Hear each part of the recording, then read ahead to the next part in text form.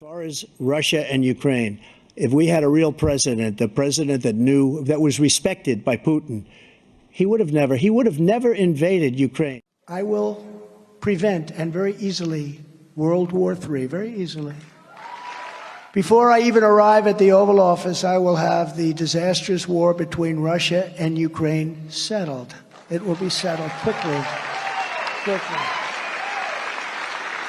I will get the problem solved, and I will get it solved in rapid order, and it will take me no longer than one day. I know exactly what to say to each of them. I got along very well with them.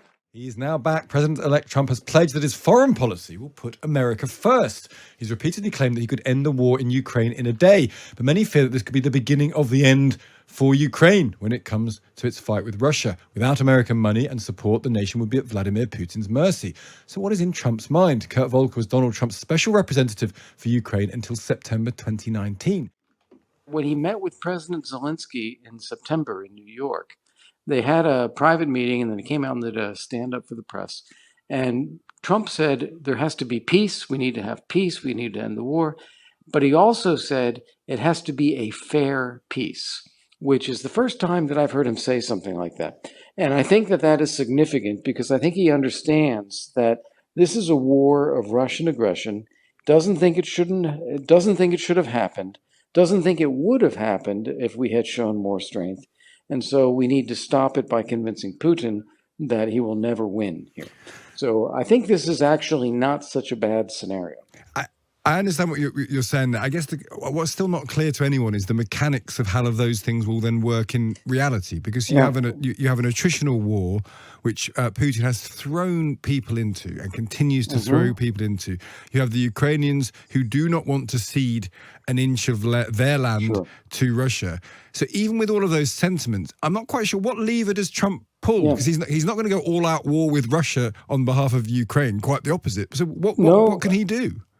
What he actually said is, I know Putin, I have a great relationship with Putin, I can call him. And so I think what he intends to do, literally, is call Putin and tell him to stop the war, and tell him that if he doesn't stop the war by the day he becomes president, January 20th, then we're just going to give Ukraine whatever they need, and he can see how he likes that. Broke it with Biden because Biden, they didn't respect him. They didn't respect Obama. They respect me. I spoke with the president of Poland the other day. President Duda has great respect for you. Yeah.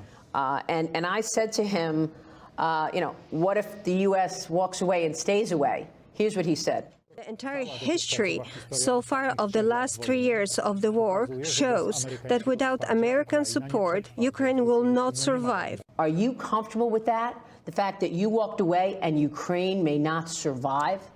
Well, it may not survive anyway, but, we have some weaknesses with Russia. It takes two.